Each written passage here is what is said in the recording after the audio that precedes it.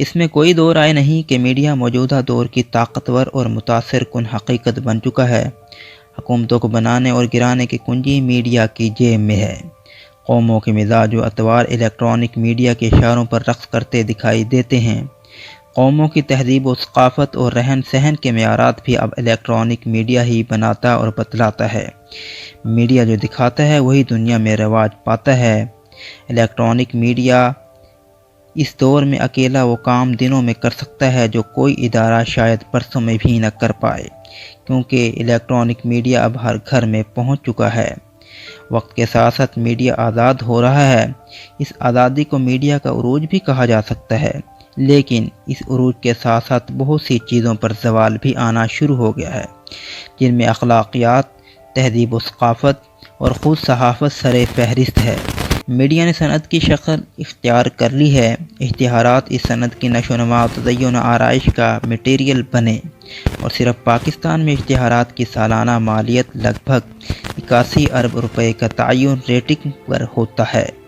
اس لیے ریٹنگ کی دوڑ میں بازی لے جانے کے لیے دوسرے چینلوں کو چت کرنا ضروری ٹھہرا۔ مقابلے کی اس دوڑ میں چینل خود تو آگے نکل گئے، لیکن مقصدیت کو کہیں پیچھے چھوڑ گئے۔ ریٹنگ کی اس دوڑ میں ایک طرف تو چینلز نے گرما گرم ٹاک شوز اور چیختی چنگھاڑتی بریکنگ نیوز کا سلسلہ شروع کیا۔ ریٹنگ بڑھانے کے لیے مار دھاڑ، پرتشدد اور مادر پدر آزاد، بے شرمی پر ابھارنے، شہوانی جذبات بھڑکانے، غیر شائستہ اور توہین آمیز خیالات کی تشہیر کی جانے لگی، اور ساتھ سب سے پہلے کا نعرہ لگا کر بغیر تصدیق کیے انتہائی نامناسب، بے تکی اور سنسنی خیز باتیں بھی خبر بنا کر ناظرین تک پہنچائی جانے لگیں۔ لائیو شو کے دوران اینکر پرسن کی کوشش ہوتی ہے کہ بلائے گئے مہمانوں میں لڑائی جھگڑا ہو جائے اور اسے ساری دنیا کو دکھایا جائے تاکہ ریٹنگ بڑھے۔ اعلیٰ خیال اور مثبت سوچ سے عاری مارننگ شوز ریٹنگ بڑھانے کے لیے کیا کیا تماشے کرتے نظر آتے ہیں۔ رمضان المبارک کے مقدس مہینے میں ریٹنگ بڑھانے کے خبط میں مبتلا ٹی وی چینلز مذہب کے نام پر جو عدم مچائے رکھتے ہیں وہ بھی سب کے سامنے ہے۔ اس کے ساتھ ناظرین کی آنکھوں کو خیرہ کرنے کے لیے عورت کو بطور آلہ اور ذریعہ استعمال کرتے ہوئے ٹی وی اسکرین پر اخلاقی اقدار سے گرے ہوئے اشتہارات اور مغربی و بھارتی تہذیب میں گندے ہوئے پروگرام دکھائے جانے لگے۔ چینلز نے ایک دوسرے پر بازی لے جانے کی ہر ممکن کوشش اور ہر طریقہ اختیار کیا۔ اس میں بےہودگی اور فحاشی سر فہرست ہے۔ برسوں سے پاکستانی میڈیا پر بے حیائی اور بےہودگی پر مبنی فلمیں، ڈرامے دکھائے جا رہے ہیں۔ بیشتر ڈرامے عاشقی معشوقی کی کہانی پر مبنی ہیں۔ پاکستانی ڈراموں کو دیکھ کر لگتا ہے کہ معاشرے کا سب سے بڑا مسئلہ صرف اور صرف عشق و محبت ہے۔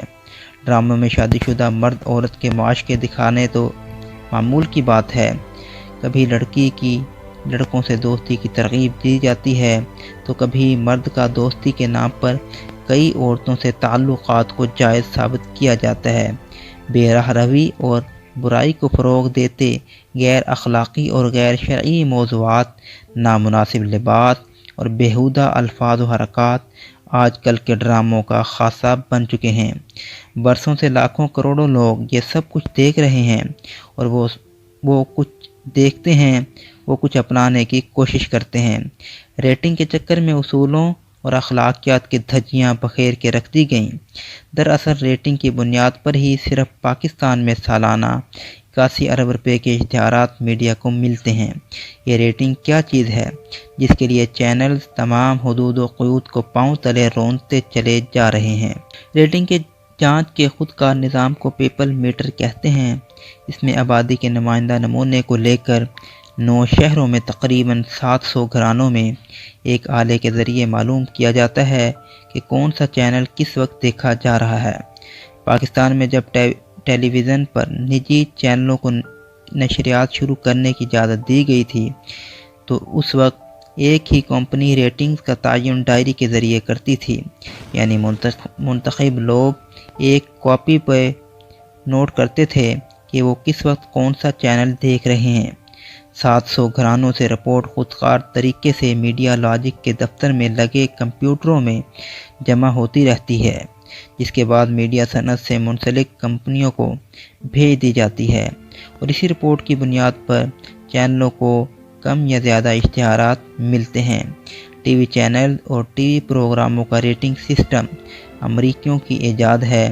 1920 اور 1930 کے درمیانی عرصے میں امریکہ میں مختلف پروڈکٹس کی اشتہاری کمپنیوں نے اپنی اشیاء کی تشہیر کے لیے اشتہار دینے کے لیے یہ طے کیا کہ ریڈیو کے ان پروگراموں کو اشتہار دیا جائے جو پروگرام سامعین میں زیادہ مقبول ہیں۔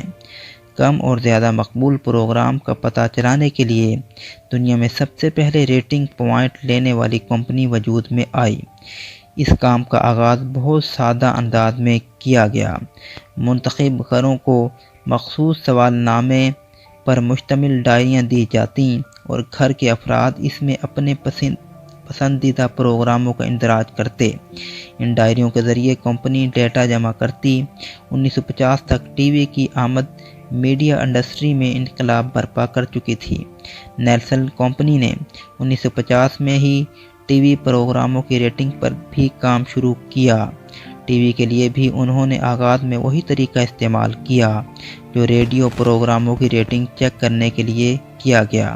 مختلف علاقوں کے مخصوص گھروں میں ڈائریاں دی جاتیں جن پر ٹی وی کے ناظرین اپنے پسندیدہ پروگراموں کا اندراج کرتے۔ ایک ماہ بعد ان ڈائریوں سے پروگراموں کی ریٹنگ اکٹھی کی جاتی۔ 1970 میں پہلی بار نیلسن کمپنی نے ریٹنگ ناپنے کے لیے ایک جدید سسٹم متعارف کرایا جس میں ایک جدید ڈیوائس آڈٹ میٹر استعمال کیا گیا، مگر طریقہ کار وہی پرانا تھا۔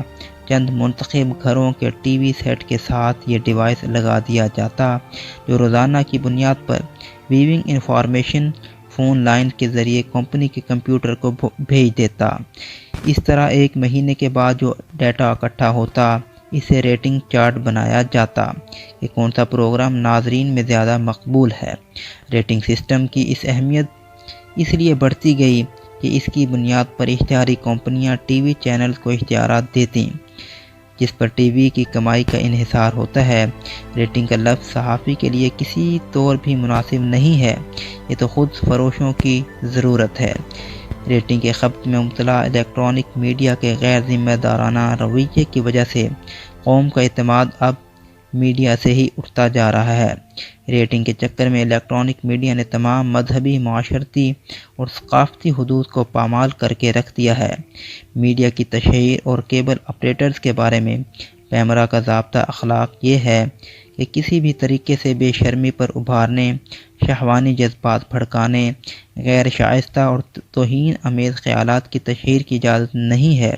اپنی ذمہ داری کا ادراک و احساس کرتے ہوئے الیکٹرانک میڈیا کو چاہیے کہ متوازن اور صحت مند تفریحی سہولتوں کے ساتھ شعور کی بیداری پر مبنی ایسے پروگرام قوم کو دکھائے جو ہماری قومی شناخت، ملکی اقدار اور فکری یکجہتی میں معاون ثابت ہوں۔